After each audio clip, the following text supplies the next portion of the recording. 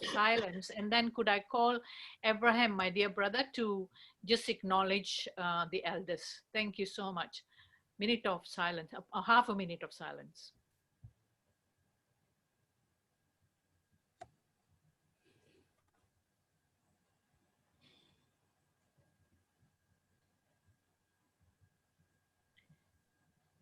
Abraham? Abe, yeah. Can you hear me? Yes, the mute is off. Yeah, all right. So this is absolutely wonderful that we are gathered here today on the lands of the original peoples of whichever part of Melbourne or Australia, or I believe we have somebody, I haven't seen them yet online, but from overseas. But to the original inhabitants of the land, in Melbourne, it's the Bunwarang or the Wurundjeri people. We have always, as Common and Win, acknowledged country way before it was trendy to do so. In fact, one of our Peace Day events happened about 12 years ago at the Australian Aborigines League, and late Uncle Reg Blow was the only ever founding president as an Indigenous man of an interfaith organisation that I'm aware of, and his dear late wife Auntie Walder had a similar position with the WIN, with the Women's Interfaith Network. And I believe we are the only interfaith organisations in the whole country. There are ones in just about every city council in the country. We are the only ones that have done that. So we truly acknowledge the elders past, present, and emerging of all the lands that we are. And this time of racism, unfortunately, coming out, and Black Lives Matter, that we at Common and Win pledge ourselves in the spirit of our dear mentors, Uncle Reg and Auntie Walder, to always remember and acknowledge and thank them for their permission and their blessing to come onto this land. Thank you. Thank you very much, Abraham. Now I would like to firstly thank you all for giving your time for tonight. There's some members that Pari, I'm not sure if I've met you before. I think we have, haven't we? And Dot, I am Jasika Singh. I'm the president of WIN Foundation, as well as the founding member for Common. And we have been doing this for years now, about 15. We were the ones who actually invited Parliament of World Religions to come and participate here a few years ago. Nadia, you want to speak and tell us what are the do's and the don'ts? Thank you so much. Okay. Well, basically, it would be nice if everyone other than the speaker, Sister Ayo, to stay on mute during the presentation, so we can hear her clearly. And also just letting you know that I'm recording this session, and it potentially will be on YouTube, hopefully, when we have an account and everything. So if you don't want to appear on social media, might want to turn your camera off, but we would love to see your faces. It's nice. And I think that's it. And we'll have Q&A after the presentation finished. Yeah. Well, Nadia, it doesn't say recording at the moment. Can you put I can't see the word recording. So I'm afraid. It says recording on mine. It's showing it on mine. Yes, it is. Good. I was going to say that I will invite our presentator today, Dr. Ayo Ayoola-Amale. Have I pronounced that correctly, sister? Yes, you tried. Yeah, Dr. Ayo is actually was born in Nigeria, and then she moved to Ghana. She works between the two countries. She's a peacemaker. She's a lawyer by profession. She has been doing mediation, peace mediation. She's an ombudsman. She's an educator and a creative and artist and a writer. We're very blessed to have her on our group to be speaking to us today from all the way from Accra, isn't it? Accra, Ghana.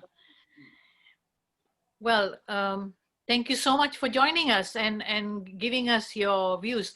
The other thing that will happen is when the session is finished in 40 minutes, if we do finish it, that'd be good. If we don't, we all can come off and log in again. So then we can have the question and answer session then.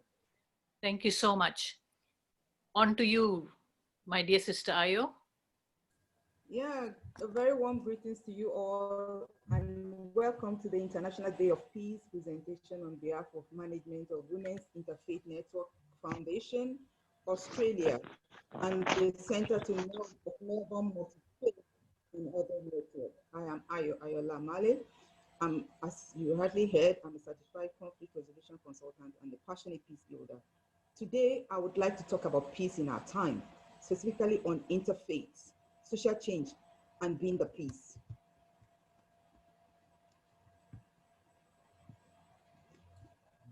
Yeah. I'm just gonna talk get your about peace. slides ready. Thank you.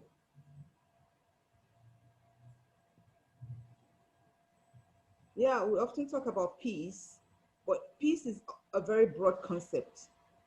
And we know that there's no definition of peace that is, universally accepted. We all have different concept of peace.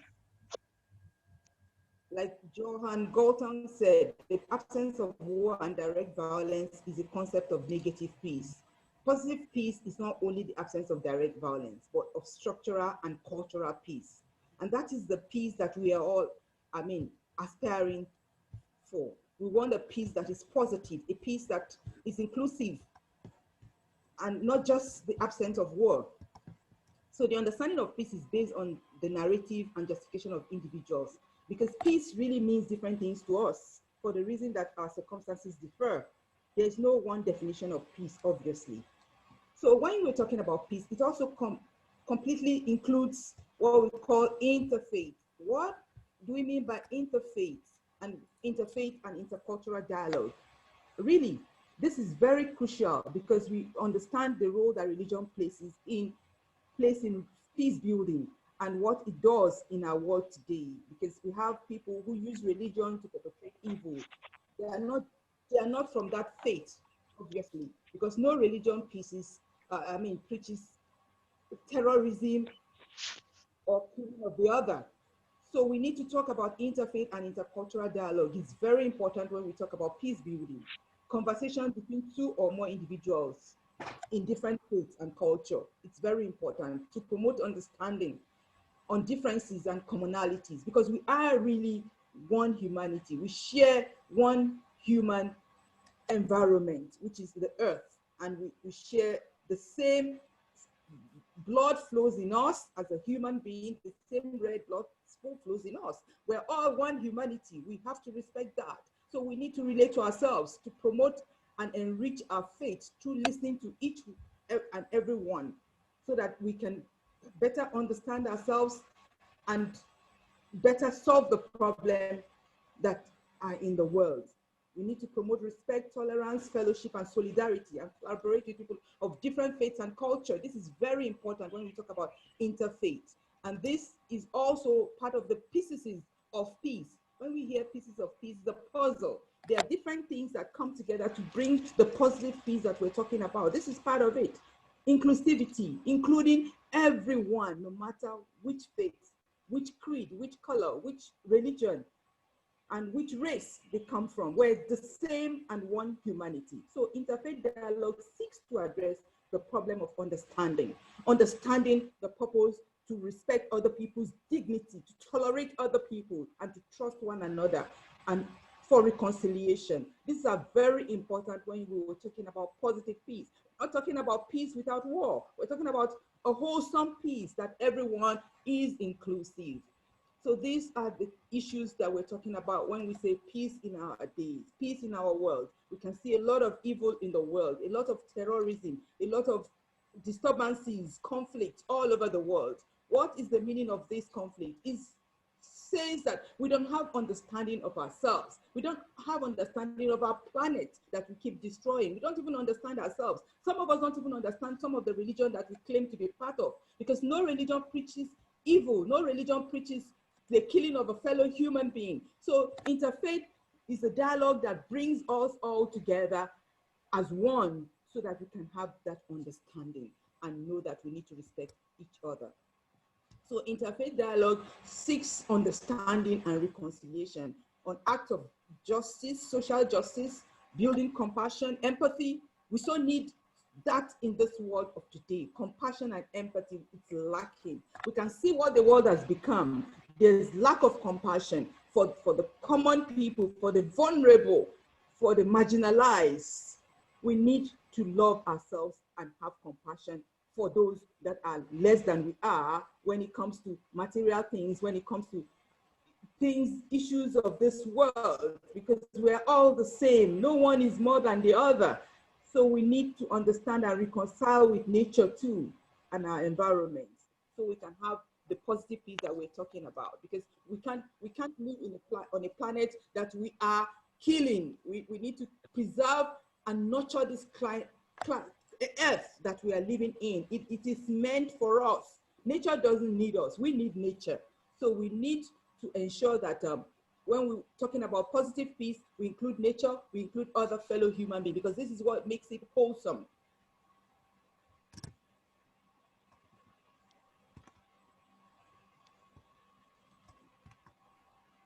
We're talking about peace all the time. How do we accomplish this when we don't have people who can challenge those in power, those who are the realms of affairs, who need to do things and set things right, who need to ensure that the money that is poured into arms, they should rather move the money from weapons to humanity so that we can have peace. They should move the money to social amenities.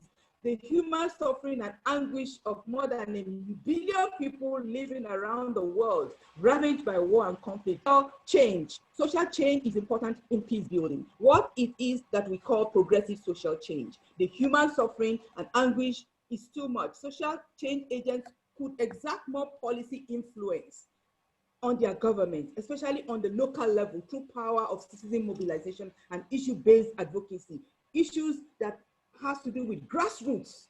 The people that we call common, they are not common people. They are the same as we are. These are people that form the majority of the human race. They need to be heard. They need to be listened to. They need to have a say. They need to be included in everything we do if we truly need peace and we want peace that is positive.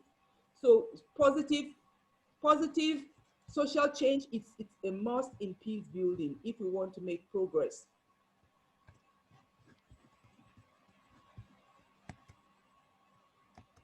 Telling our stories, narratives that include everyone, messages that start with shared values of everybody, shared values of the Muslim, shared values of the Christian, the Buddhist, everybody.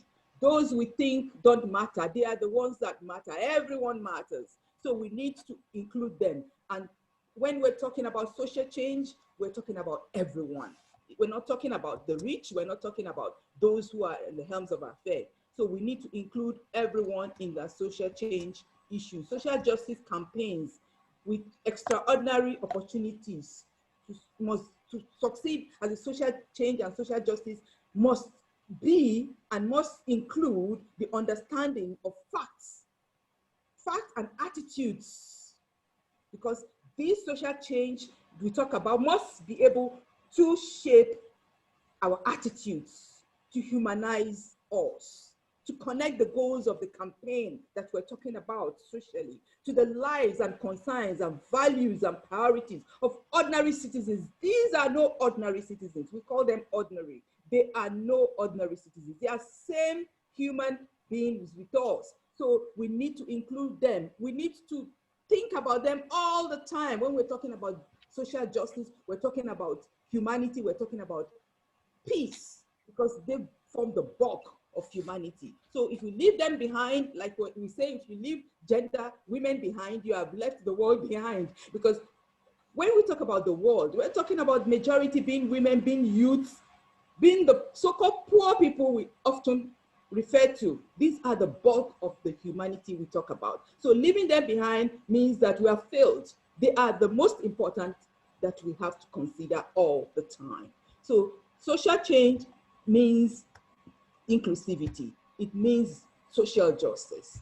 So these campaigns we use by telling personal stories. When we campaign to grassroots people, we tell their story. We don't tell the story of those in government. We tell the story of the people in the grassroots, their messages. That is how we can have progressive social change and durable peace in our time.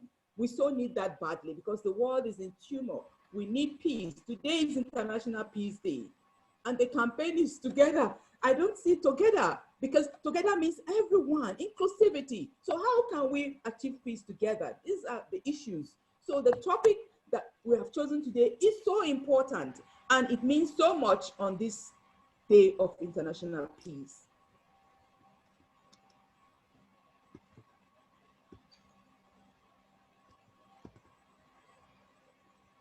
So how do we make this possible? How do we include everyone? What do we say when we say we want to be the peace? What is being the peace? We often hear that if you want to be the peace, it has to start with you. Being the peace means you are the peace. You need to change yourself. Be the change you want to see in the world. It's a very popular saying, often attributed to Mahatma Gandhi. Mahatma Gandhi is a great peace builder, but that quote isn't exactly what he said. So being the peace is important to all of us. We need to change ourselves. Change yourself. That's the message. Reflect on yourself. Understand yourself to better understand others and the world. And take action within yourself. Your mental attitude has to change. Your inner transformation is very important. But 612. and honestly examining yourself to purge out your own desire for greed, for wealth, for power, your anger, your hatred, and brutal self-assertion. This has to go if you truly want to be the peace. Hatred has to go and give way to love. Selfishness has to go and give way to compassion, to inclusivity. Immorality must flee. Being hard-hearted and unkind and lack of mercy is not part of being the peace. Being the peace is being compassionate, is being accepting of others and respecting them and their dignity, respecting human dignity, and leading by example, very important. It's not by word of mouth. How are you living your life? What are you showing others through the way you live your life? This is very important to being the peace that we talk about. So being the peace is not pointing fingers at others, but examining yourself foremost so that you can radiate that peace that the world needs.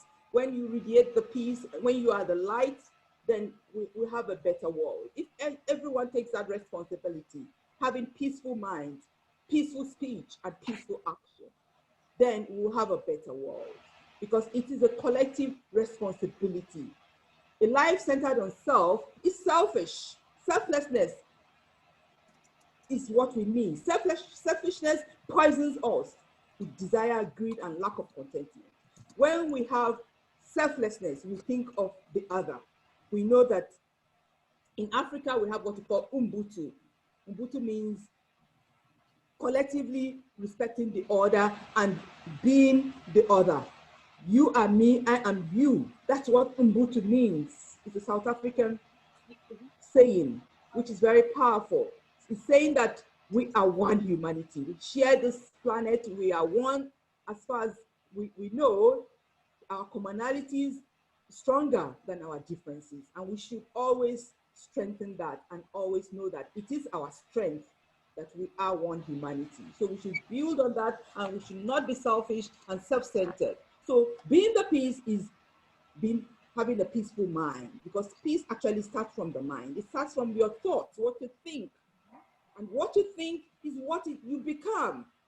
So being the peace is being of a peaceful mind, peaceful action.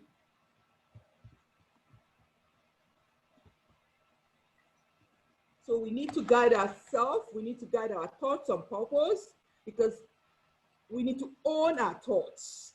If being the peace is what we have in our minds, it means we need to own our thoughts. We need to, the power is our thought is the power within us. We must manage it very well, because our thoughts are very powerful.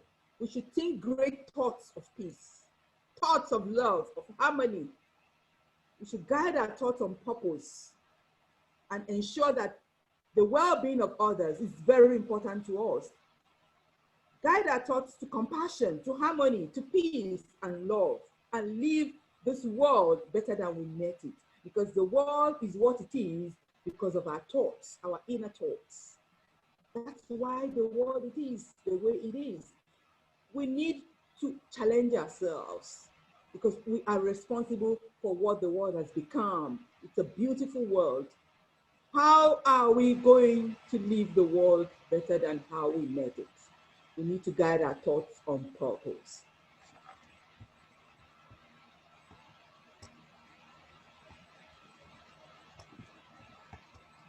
Being the peace is stopping all forms of conflicts. Conflict within us, conflict outside us, healing our souls, healing the planet, healing the world, building a peaceful world everywhere. This is what being the peace is. I hope that for this, because this is very important to the world, the peace that we talk about is what we need in the world. We need peace to be able to live in the world, to be able to do everything. We need peace. If we don't have peace in the world, we have problems. You can imagine what has happened with COVID. COVID came and we can't handle it because a lot has gone wrong from the beginning. It shouldn't have turned this way. We've left humanity behind, struggling for worthless things. And now we've paid the price by losing millions of people, innocent people dying because we have refused to be the peace. So we need to challenge ourselves and take up the responsibility of humanity as one, the responsibility of the planet that we have destroyed. We need to heal the planet. We need to heal the world. We need to build a peaceful world everywhere. Thank you.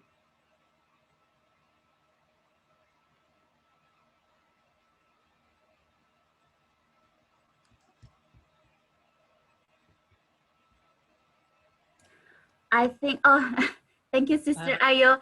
Sorry, just technical announcement. Uncle Abe has been trying to log in, log out, log in, log out. So I'm not sure what's going on. Yeah. Are you there, Uncle Abe? It says on my screen, joining, it says. But yeah, he's been in and out. Oh. So. Well, that's Abraham for us, we know. Thank you so much, my dear sister. You are so precise and right.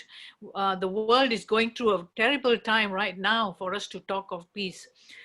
Basically, yes, it's important. It's the self-development. The most important part is, for us to be individually developing our character as per ethics of our religion, as our teachings with our parents and everything.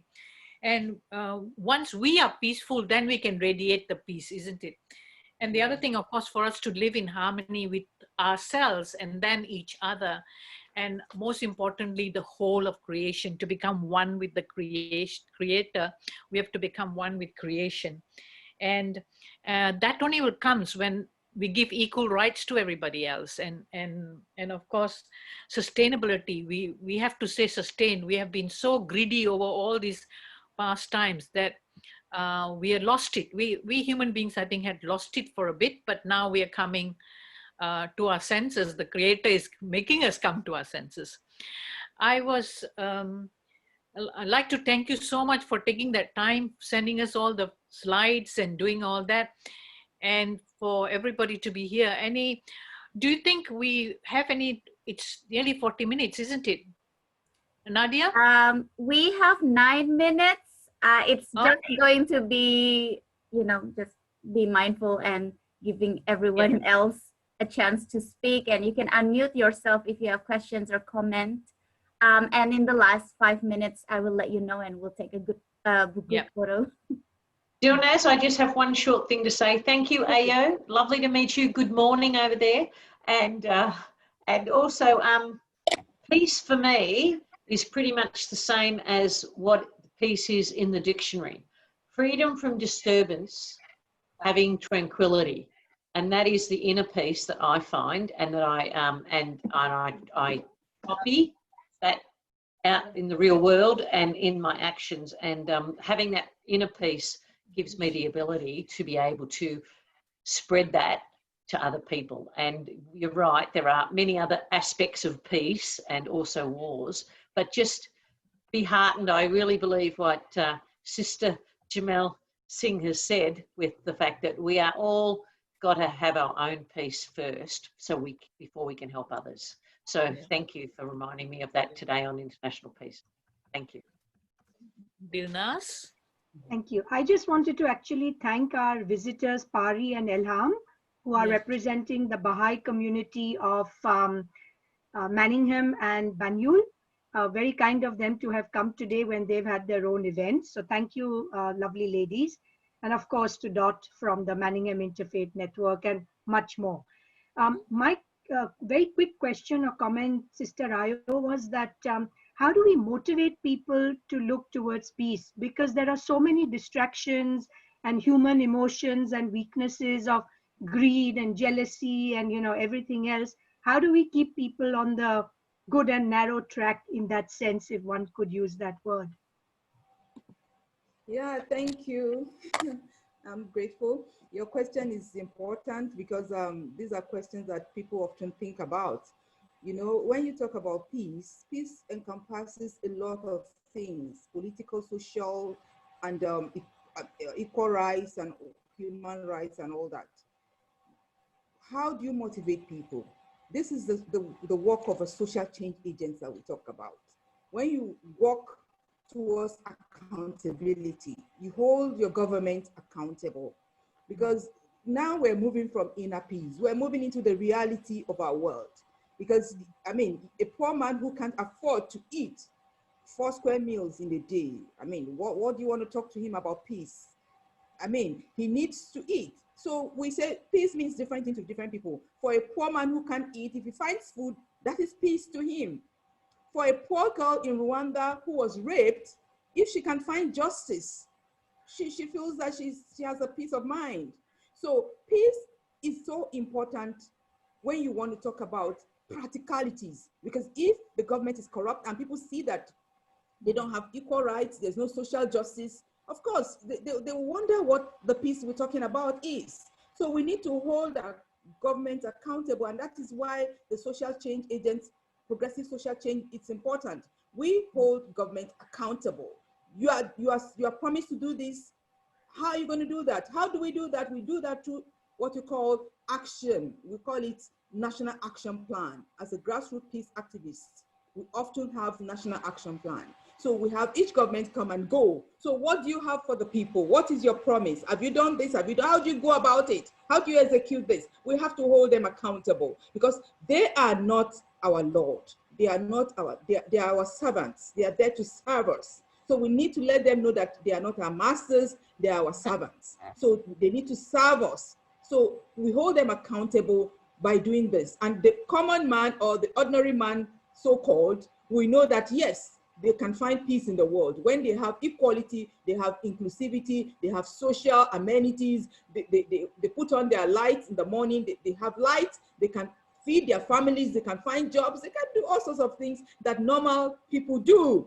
But when you can't find all of that, you don't expect that there's anything to aspire to become in the world, when basic things are not even there provided for you. Yes, we have people who are hardworking who still suffer because there's a lot of corruption. Who holds the corrupt accountable? So the CEOs, the CSOs, the NGOs hold the corrupt people and the government accountable through all of this. being social agents, social progressive agents that ask questions and seek answers to protect the vulnerable, to protect the poor people in the community. So that's the only way. And we can also do that by showing, not telling, showing through your life, your action, that you are for peace, that you are a peace-loving person. Through the things that you do, the way you live your life, you can influence others. You can inspire them. Mother Teresa inspired a lot of people. Mahatma Gandhi inspired a lot of people. Martin Luther King inspired. We have great people, people who are great inspiration. We could draw from that. So these are the ways that you can understand that there really is a need for peace in the world, and it is possible. Peace is possible. When you see people like that, and you see those who ask questions, who seek answers, and who hold people accountable, you know that peace is possible, and we'll find peace one day. I know, maybe not in our lifetime. Thank you, Sister Ayo. I just have to let everyone know we have about 3 minutes left. So I'm just gonna take a quick shot, and we can continue the conversations if you'd like. And if we get kicked out, if the Zoom close up, you can log back in using the same link. So it's photo time, everyone. We're gonna be in little boxes. So if you can move forward and have your face in front of the camera, it will be just nice souvenir. Okay, I'm gonna count now. 3, 2, 1, and smile. Okay, thank you. Thank you. I have got Jamil here with me, and she's offered to do the multi-chant for us to finish. This is how we normally have been used to finish, and I think let's take that advantage and be peaceful within our hearts. Thank you so much to everybody for being here. It is something new which we haven't, even I'm feeling a little find it difficult to speak because I'm so used to speaking face to face. Anyway, Jamil, can you just give us a multi-chant for us to finish up? A really quick one for everybody. Thank you all so much. It's been absolutely beautiful seeing all your beautiful faces, and I look forward to seeing you all face to face soon.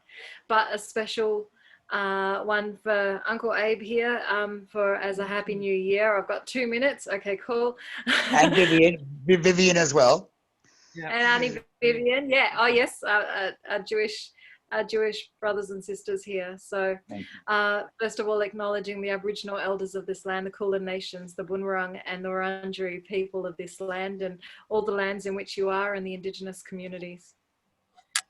Cantate Domino, canticum novum, cantate Domino, Alleluia. Shema Israel, Adonai Eloheinu, Adonai Echad. Shanti, Shanti, Om Bhurvua Swaha, Tatsaviturvarenyam, Vargo Devasya Dhimahi, Deho Yona Prachodaya.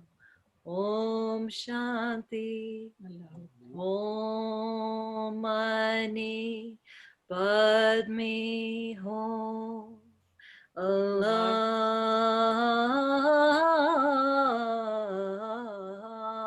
Akbar. Allahu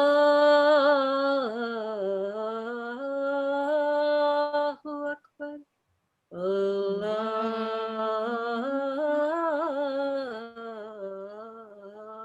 Akbar.